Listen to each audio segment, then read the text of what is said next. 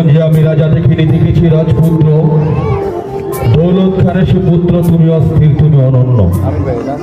তুমি ছিলে তাই রাজপথে গাই বিদ্রোহের জয়গান, গাহিতে গাহিতে রাজপথেতে যুদ্ধে নামিতাম। যে যুদ্ধে আমি গুম হয়েছি, জেল কেটেছি বহুবার, সব বিপদে পাশে ছিলে তুমি, হয়েছিলে অংশীদার।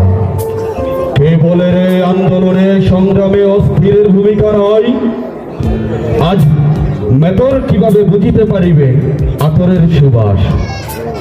আধারে আলোর মশাল জ্বালিয়ে আধার কাটালোকে, অস্থির তোমার কারিশমা বুঝিতে বুদ্ধি লাগিবে।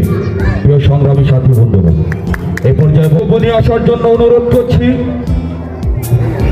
আজকের অনুষ্ঠানের মধ্যমণি নারায়ণগঞ্জের ঐতিহ্যবাহী খান পরিবারের কৃতি সন্তান, নারায়ণগঞ্জ সদর থানার জাসসের সম্মানিত সফল বিপ্লবী সভাপতি, সকলের প্রিয় জিকু ভাইকে তার সংক্ষিপ্ত বক্তব্য নিয়ে আসার জন্য অনুরোধ জানাচ্ছি।